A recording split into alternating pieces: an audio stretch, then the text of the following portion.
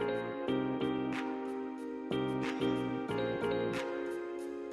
everyone, welcome to another great episode of Content and Conversation. Today I'm excited to have Kristan Bauer on the program, founder and SEO consultant at Conifer. She is a very experienced enterprise SEO consultant, especially in the real estate space, has experience with Zillow, Trulia, Picasso, and more. We kind of had to cut it off there just because for brevity, but promise she has a lot of great experience. So excited to have you on, Kristan. Yeah, thanks, Ross. It's great to be here and talk about real estate SEO. Thanks for having me. Yeah, of course.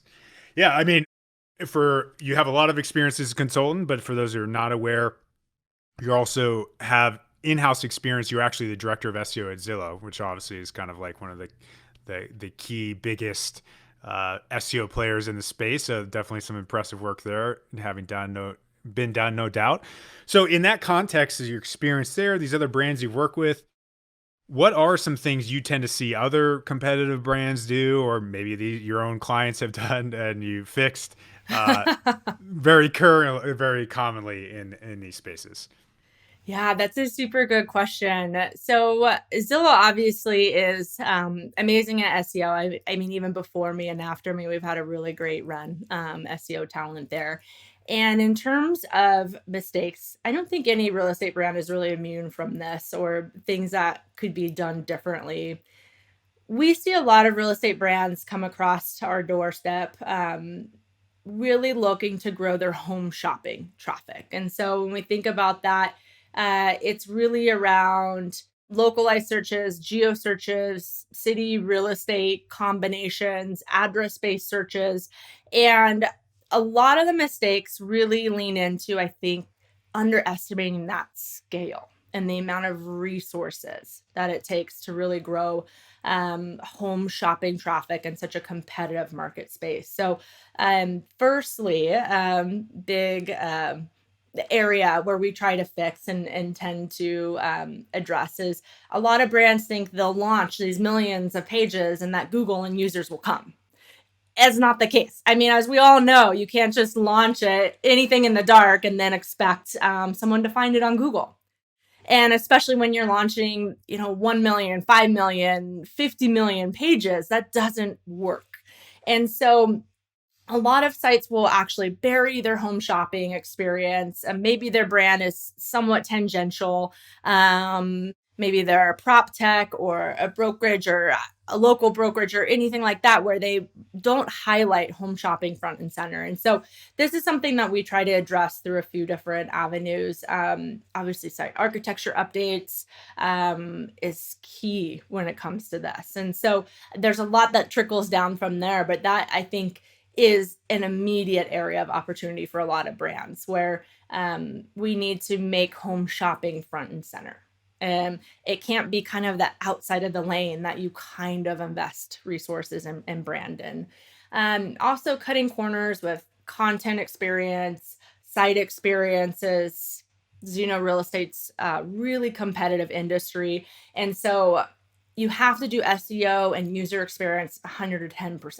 You can't just go 50% there and expect to rank first page against these Goliaths in real estate and local brands. And so many brands might not have the right kind of content and the right user experience in place. Many brands that come to us think they have a really great user experience. Like, for example, one brand that we worked with, they are trying to grow address searches and address traffic. And so to home listing pages. And one thing we immediately did was, okay, let's take a comparison from their site to one of the top ranking sites like a Zillow or Redfin or Realtor. So for example, just scrolling down through Redfin's experience, you see address front and center, you see open house information, you see all kinds of different home property details, information, related homes, neighborhood information, property tax details. And then on this other site, you see maybe 50% of the content. We don't see all the home details. We don't see as much information about the neighborhood, incomplete tax records, etc. And so our question to them is, okay, well, walk us through your methodology here. And really, they excluded information on purpose because they didn't think it was helpful. And it's thinking about balancing what's helpful for the users and what's helpful for search and visibility. It's hard to judge what's helpful for users, but you can't really judge that if you're not bringing in users. And so one thing that we typically recommend is really at a fine-tooth combing through the different types of content that are available on the site and on these scaled localized pages. Also, not building a brand. I think a lot of sites in real estate think that they can just grow traffic. I think that leans into that first point on just building content and releasing it, and people will come and Google will come. Some sites that come to us might have like 3% branded search, which to me is kind of a red flag on they're just relying on SEO completely to build their brand and their business.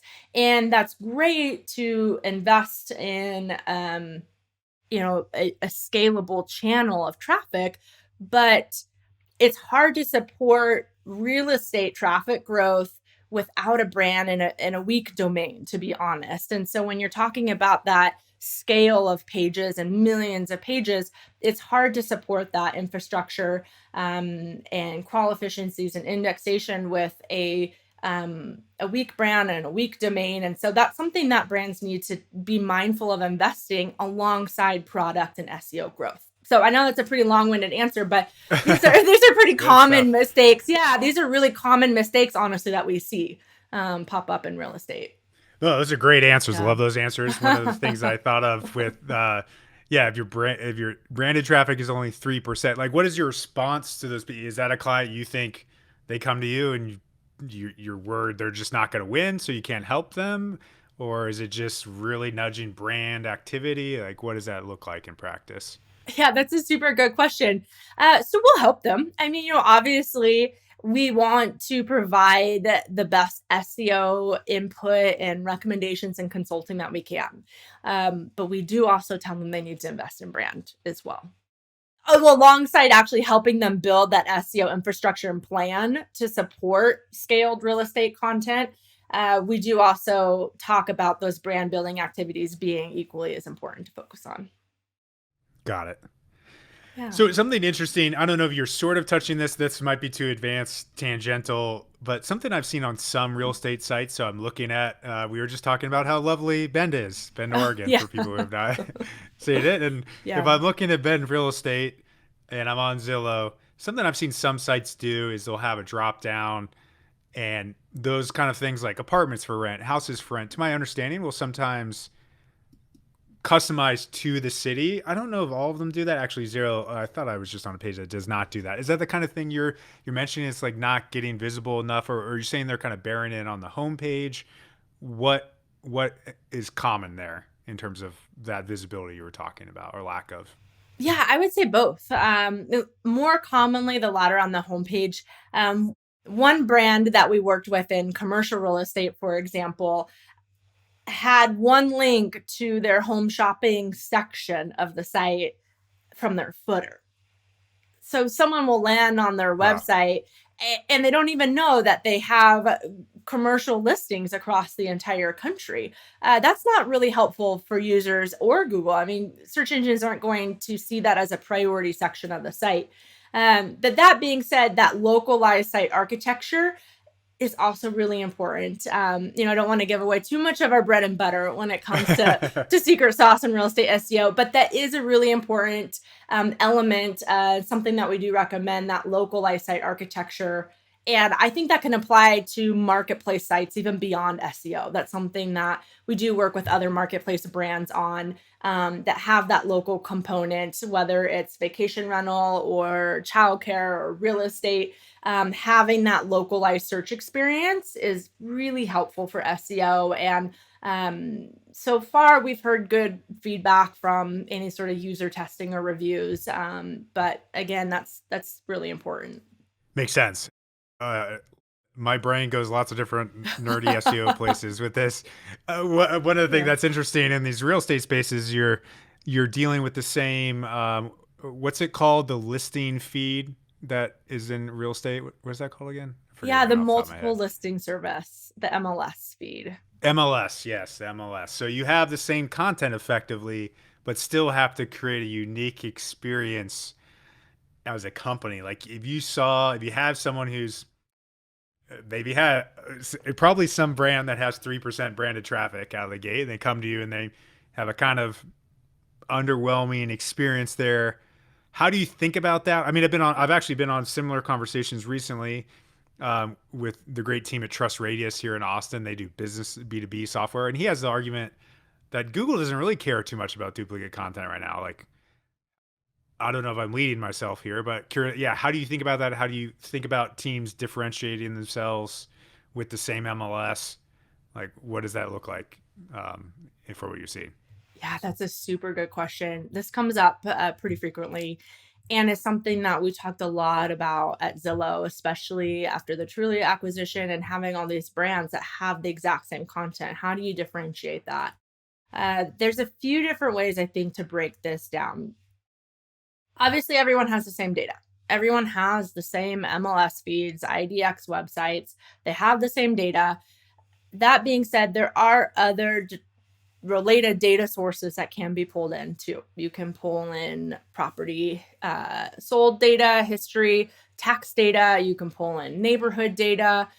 You can use all sorts of different types of APIs to create unique and helpful data points to users. So it's all about making sure you have table stakes information about properties and real estate trends by geography and what you do with that data. And so a lot of what we focused on at Zillow per se was okay, well, how do we differentiate Trulia, for example? Maybe it's more neighborhood focused. Maybe it's more first time home buyer focused. And maybe Zillow is just real estate for everyone, home buying and selling. So I think there are ways to differentiate that content, but ultimately, yeah, like you said, Google obviously ranks all these websites together when they all have the same content. And so I think that there are ways that you can make the same content more effective depending on how you display it on the page, any other interesting data points you can manipulate or curate, um, technical SEO structure and infrastructure to support that.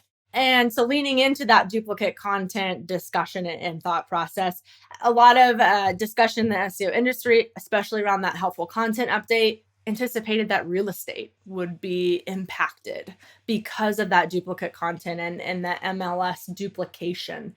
And that's something that honestly we talked to our real estate clients about. We didn't really have an idea of how our sites would be impacted. It could either go well or not well because of the duplication, but really it seemed like there was no impact really across the board in terms of sites that we manage and monitor and competitors that we monitor. And so it was really just kind of this anticipation and underwhelming impact, which is great. But I think leaning into that sentiment on maybe it doesn't quite matter as much, especially when Google understands that context. I think Google understands that real estate, MLS sites, IDX sites typically all have the same data.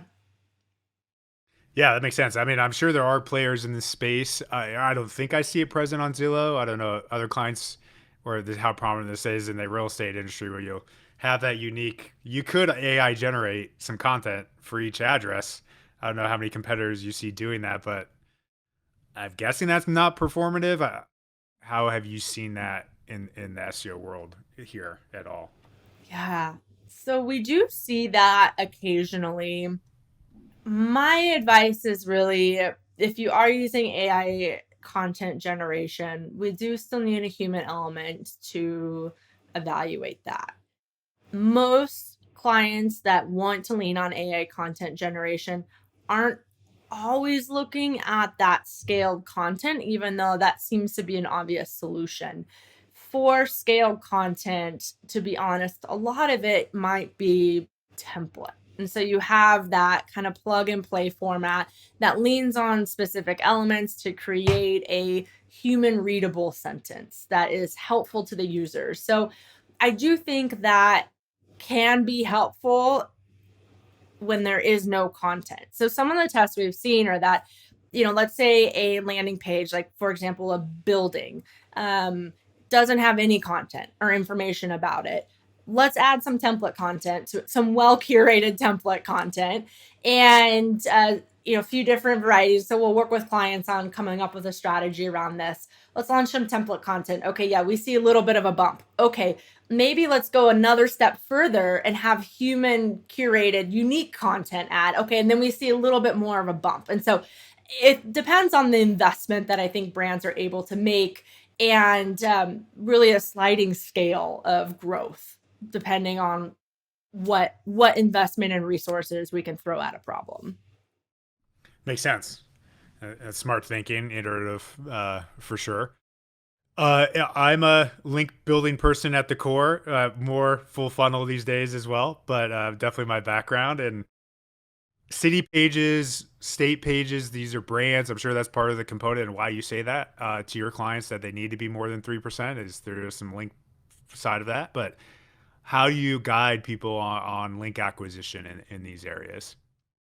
Yeah, that can be a touchy subject and topic. And so I will say, full disclosure, that is not my strong suit in SEO. That's Okay. why we talk about Siege Media to a lot of our clients who actually Thank you. need, yeah, who need that work. And so, the link building is strategy, the strategic approach to that is something that we do regularly and specialize with. And at Zillow, we partner with our content marketing teams, my team, and our technical team works with our content marketing team. And so I think that is something that is really important for brands to invest in.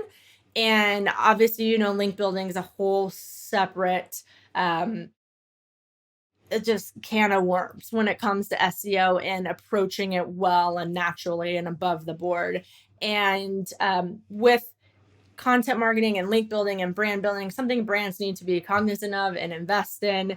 And I think a lot of the times when we work with brands, we will recommend that they engage in brand building content development, like whether it's data studies or surveys or best places to live. Or I think at Zillow did one study, the research department launched a study about how homes that were close to Starbucks or some proximity to Starbucks were able to sell for more per square foot or something like that. So I do think that having investment in those notable resources can help with that long-term passive link building and really just kind of brand development. Agreed. Agreed. I appreciate that shout out. I swear I Yeah. didn't place that there. So, for your great technical in-house experience in these areas, and especially at Zillow and the like, and you probably have your own opinion based on how that was done. Like, what is common in these spaces? What do you think an effective in-house team structure is for these kind of like enterprise real estate companies? Yeah. So for enterprise real estate companies, I think there's a few different ways to approach team structure and a couple schools of thought. So, having team invested in product. So, you might have a technical SEO team, you might have a product or growth engineering team that's devoted to SEO. You might also have maybe a marketing manager that oversees SEO and works with product and engineering and also works with content development. And research and blog article creation and blog teams. And so I think it can vary across the board depending on brand preferences and internal organization. Within enterprise SEO, when we're talking about true enterprise SEO, I do think having SEO within product tends to be most effective, to be honest. And that's how we had that set up at Zillow, where we had a technical SEO team. It was within product and growth, and we had a engineering team that for a while at least, was devoted to SEO and strong roots within all other product teams. And so when you're scaling real estate content and SEO is really rooted in, I think, product focused SEO and technical SEO. Uh, Not to diminish the importance of high quality content development and focus within the real estate space, but that's not necessarily going to scale across the country. That's not necessarily going to scale across 110 million homes in the US. And so having a product org focused on SEO is most likely going to be most impactful in the long term in seeing that SEO success. Agreed. You made me think of the book Product Led SEO by Eli Schwartz. Have you heard about that or read Yeah, it? definitely. Yeah, it's a great book. Yeah, it seems yeah, right up that alley. And I love that thinking. I wonder how often SEO is disconnected from product and it's just not kind of tied in and is effective. Like I see, I don't know if it's okay to comment on this now. You made me think when you were talking about above board and things like that. In like 5, 10 years ago, and I think that they definitely changed from the strategy. Movoto did a lot of like really wild link bait and off topic and not off topic, but it'd be like how Nintendo, someone from Nintendo like had a house or something, like some house, famous house. I should have, but you probably know what I'm talking about. And they did this was wild amount of traffic, but it was not like product connected, and it eventually that kind of I think they're still doing well today. I don't know exactly how well. I probably could check while you answer me, but that it was not product led, and I feel like that came back around to them. So yeah, curious how you've seen that play out, or any thoughts on the Movoto strategy at all. Yeah, that's interesting that you mentioned Movoto. And content like that can, there, I think, are tangential benefits for any kind of um, burst in traffic or viral traffic that you can generate. It can come back around to help build the brand. And those links necessarily aren't as relevant to real estate, but do they help build a domain? Maybe. I do think there is merit to having a focus on any kind of virality when it comes to content and brand building. That being said, do those people end up as home shoppers? Maybe, probably not. And so that also leans into finding the right traffic and building the right traffic. And someone looking for some Nintendo the homeowner, is probably not looking to buy a home in Seattle or Bend, Oregon or Austin, or they're not searching for open houses near me or real estate, or it's a different type of searcher. And is that traffic is valuable to the bottom line of the business? It really depends on, I think, goals and OKRs, if just traffic growth is important, or actual leads and conversions as well. Yeah, that makes sense. And I did look up Movoto. They're doing Yeah. well, so I should not disparage them. It's relative to the TrueLids and Zillows, probably Yeah, not quite as much in traffic value. They're 4 million in traffic value, 7 million projected, uh, according to Ahrefs. So I mean they've yeah, evolved from the strategy, so props to them as well. And for I sure. generally agree with what you said, and there's definitely value there. Would love to get your thoughts and input on that too. I know you've worked with a lot of brands and opinions on this type of content. Yeah, I mean, I definitely with you in terms of like building product focused content that has a potential to spread and build brand. That's all positive, good digital PR effectively. What I think they stretched on was like trying to connect. It was it was like Buzz. It was the time when BuzzFeed was big, also. So that was part of the connection. I think it was more effective then, where you could just post something of like 10 wild things you should learn about Bend, Oregon, or you would only know if you're in Bend, Oregon. That time is now past, where Facebook would allow you to share that wildly. And so they were great viral marketers. There's no doubt about that. And smart marketing organization. It's clearly still a good product if they're doing this well. I haven't deep dive, but they took advantage of the moment. So I think there's a lot of good marketers in Movoto for sure. Yeah, definitely. I know Momoto has evolved over the years, and when I think about the real estate industry, not to disparage any brand and advancements, but you kind of have the top pack, the big players, the Zillows, Trulias, Realtors, Redfin, and then you kind of have that middle tier pack, which I think Movoto probably um, is included in that kind of mid tier pack and up and coming real estate marketplace. And then you have a lot of local brokerages, and then you have a lot of other related real estate brands that might be home buying and selling, or some sort of home mortgage alternative or anything like that. There's a lot of different various brands out there that kind of fall into this other gray bucket that I think are the ones really trying to clamor for that home shopping space. Yeah, hyper competitive, obviously, as you've seen. So, and a lot of traffic value to go around. Clearly, like I'm like, is Movoto like really doing well? But clearly, still doing Yeah, 4 million in value. So, that's great. um, yeah, Good yeah, for them. yeah, for sure. That's any. I think most, not everybody can be Zillow and Trulia for sure. Like 4 million is Yeah, incredible. So, definitely. you touched on some of your strategies that you deploy for clients. Are there any other go-tos there that we didn't talk about that kind of applies in this space without giving too much secret sauce our way? Yeah, definitely. So without giving too much secret sauce away, there are a few different areas that we focus on. A lot of it's around crawlability, site crawlability, and content quality, and page management. And so when we think about crawlability, a lot of that leans into internal linking. Super, super important with real estate SEO and those kind of scaled sites. So our goal would be to make sure every page has multiple links and multiple touch points. You can't just launch a page in XML sitemap and expect it to do well within a competitive marketplace like real estate. And so that being said, with crawlability, combining features like XML sitemaps, RSS feeds, can be really helpful for new or updated content that's not quite as buried in larger sitemaps, XML sitemaps. With page management and expansion, we do root a lot of that into keyword research and searcher behavior in terms of how are people searching.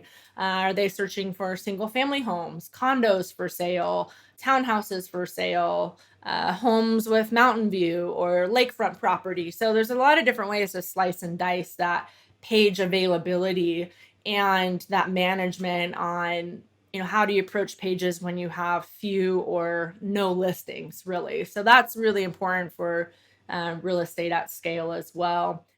For content, we do lean into that content quality. I think a lot of what we talked about at first in terms of that comparison on, comparing like a Redfin home listing page to a client that we worked with, where there's just their page appears thin in content when compared to another home detail page from one of those big players. And so really making sure we can expand that content depth and quality, as well as keyword targeting, localization. That's really important when you're talking about scale, and I think any kind of marketplace searches as well, because you have that implicit and explicit searches for folks just maybe looking for open houses, or they might say open houses Bend, or they might say, real estate near me, or real estate Bend, Oregon. And so there's a lot of different variables to keep track of when it comes to localizing content effectively. And I know we're talking about Bend a lot, but I promise it's a horrible place to live. Don't want anyone moving here. Yeah, don't move there, please. Yeah, don't move here. Used to be Austin, now yeah, it's been. Yeah, Austin's amazing. I hear Austin's fantastic. Don't move here either. Just, people don't move. Just stay where you are, everybody. Yes. We're talking about real estate. You don't need Perfect. a new house, I promise. No, no, no. But with that content, we do like to do testing as well. So even basic things like testing title tag format and structured data, there's a lot of impact that we see on rankings and traffic just by maybe tweaking a title tag a little bit. Honestly, it gets a little annoying sometimes when we'll test title tags and be like, why is this making such a big difference? It still is. I know a lot of people argue that it doesn't make a big difference. Google can understand the, semantic meaning and implied, terms. But yes, Google can, but just test it and see what makes a difference. That's my advice generally. We do tend to see a difference when we focus on that localization aspect. You actually I forget we've talked about this, but I actually did consult for Zillow a very Yeah. long time ago. And one of the ideas I brought them, it's now 10 years old. Literally everyone on search result does it, but like adding homes for sale on top of real estate added a lot of ranking potential. Now everyone, Yeah. not that it's any science to anyone can Everyone think. does Clearly it. everyone's thought of it. Yeah, but Yeah. that's Everything looks the that same. one, right? Yeah. Yeah. It's like that means the same thing in your brain, but clearly Google still hasn't figured it out, right? Or you still should add it, or it seems like that Yeah. currently.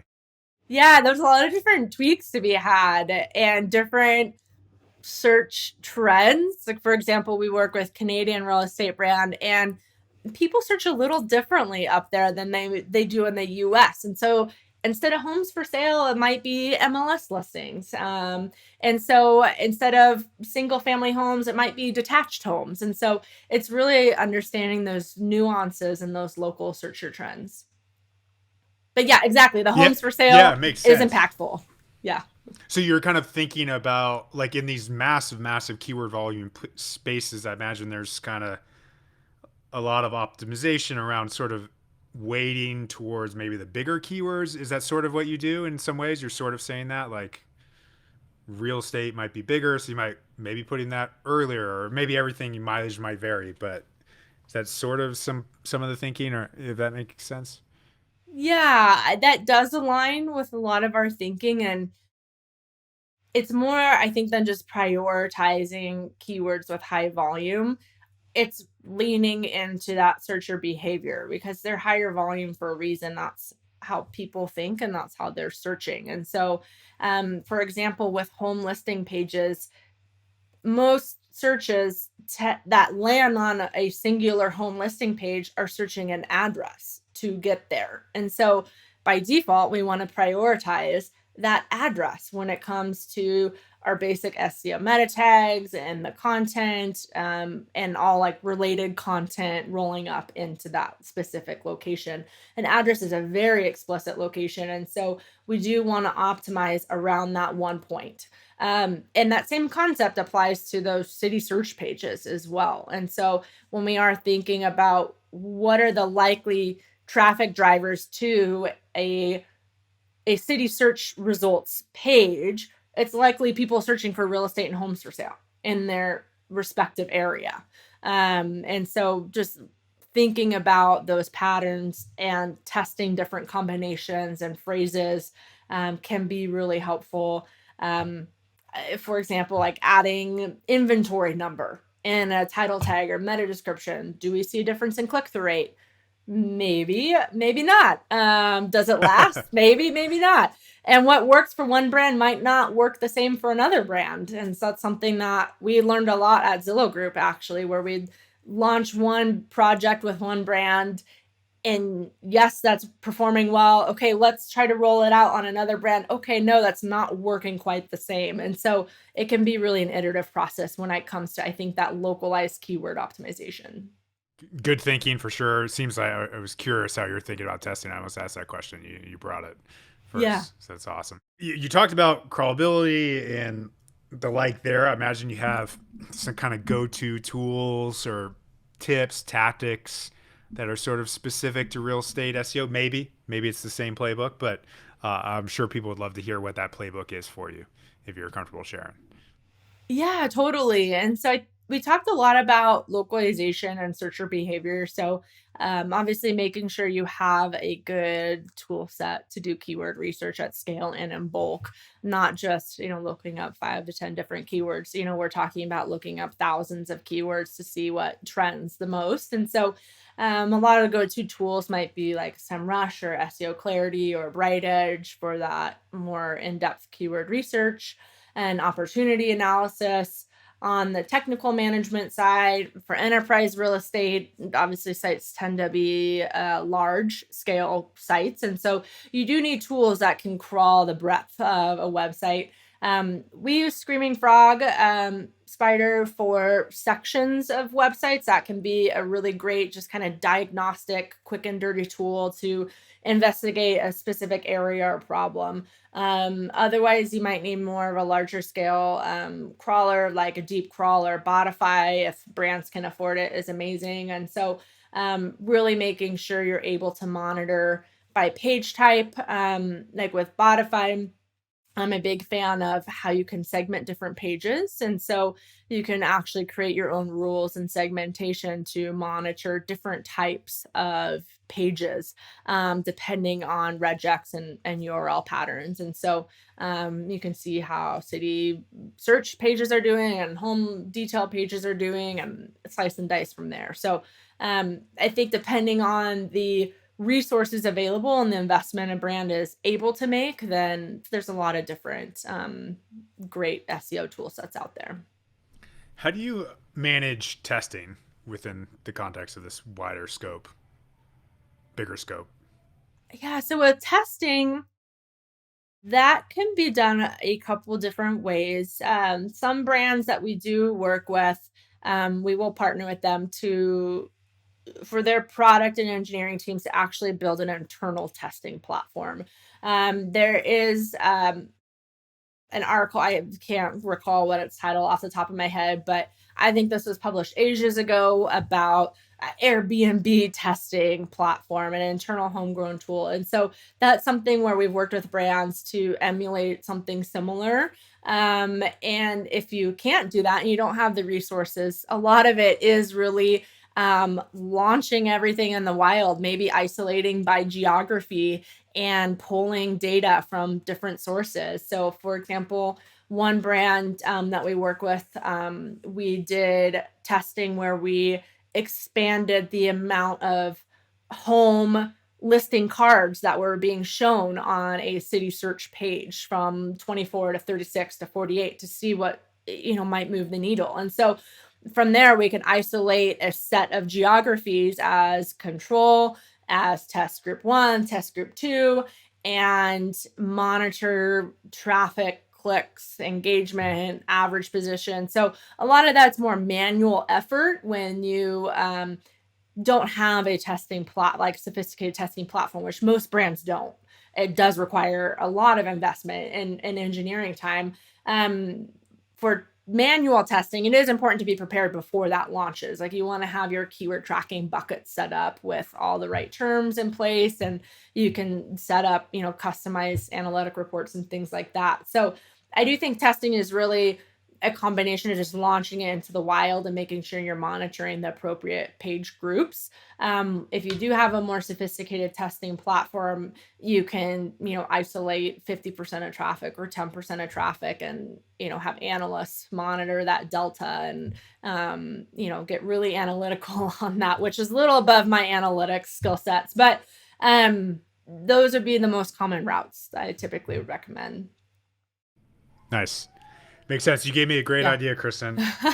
Using your broad scope of skills and enterprise SEO clients, what if you ran a test where you actually, could we reduce the visibility of Bend, Oregon so they get less visibility? Yes. If anyone wants to partner with me on a test like that, I'm all for it. I would love to. Let's run that. Let's just suppress Bend in the news and great places to live. There's a lot of talk recently about counter argument content or something. You get a spot on real estate. We can figure out a counter. We'll just get visibility to that stuff. Like, well, you shouldn't move to Bend, Oregon or Austin, Texas. There's merit for producing content like that. Oftentimes you see Google throw one of those articles in, the top page of results. It's just a good counter argument. It's just more data and opinions for people to mull over. Yeah, we're really hammering the Bend topic here, but I watched a good amount of real estate video content, and I did say this out loud for people on the call, but I was thinking about Bend a little bit of a great place to live. And you see those videos commonly? It works. People click that. Well, you shouldn't move, and then of course it's reasons you should move by a real estate agent. Yeah, but it's like the most It's kind of like when you ask someone a weakness on their interview questions and they give you all the positives, like I work too hard. that Yeah, kind of thing. exactly. I'm too dedicated. I'm too committed. Yeah, exactly. That's all the Ben stuff. So this is a super competitive space, as you're very aware, I'm sure. And this, despite the fact that it's still MLS listings at the core, like how are you seeing, without giving out the roadmap, or like how you're thinking about it, like how do these clients keep rankings, improve their rankings? Like what are some things you've seen, or even speaking to what are things that have happened recently you're seeing? I think any of that kind of trend stuff would be interesting for people to hear. Yeah, that's a great thing for brands to think about the future and kind of future guarding rankings and um, visibility. It's obviously real estate is just becoming more competitive. I think every year there are new brands that are competing and vying for page one results when it comes to geo searches and address searches, and so really making sure. I think I mentioned doing SEO and user experience 110%. Really important, making sure you're investing in that brand building and growth. And let's say you are a more local focused brand and specific geographies, double down on those geographies and really make sure that you invest in content and coverage in those areas. And there are also, on that note, more data providers to provide different sources and points of data. And so data is more accessible these days when it comes to tax information, property history, neighborhood information, amenities. So investing in bringing in different data sources as well. And so I really do think the trends are leaning in that direction on accumulating more content and more related content from different data sources. And it's just more table stakes these days. So investing in that brand and really doing 110% on that product experience, SEO experience will go a long way to future guarding rankings.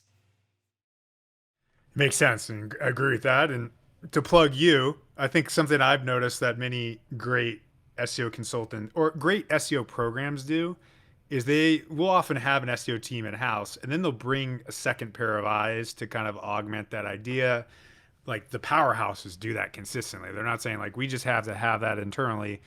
I'm probably not every single one of your clients has internal headcount, but I would guess a decent amount do that bring you in, and um, I think that's smart to continue to evolve and all of that for sure. Absolutely. A lot of the big brands do bring in consultants to help complement and work with internal teams. And, our role as a consultant is really just to be a good partner and steward of growing that traffic and growing that brand and partner with internal teams.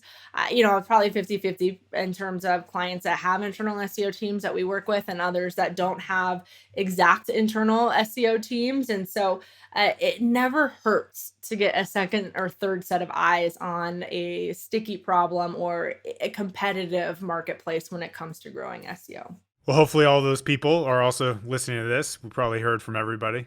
I imagine every real estate person is going to listen to this. We'll see. But this is great stuff, Kristan, for sure. Check out Kristan's consulting shop, Conifer, CONIFR.com. Find her on Twitter, Kristan Bauer. This was great, Kristan. I really appreciate you coming on.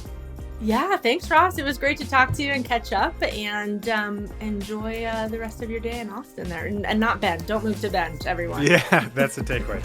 No Yes. bed.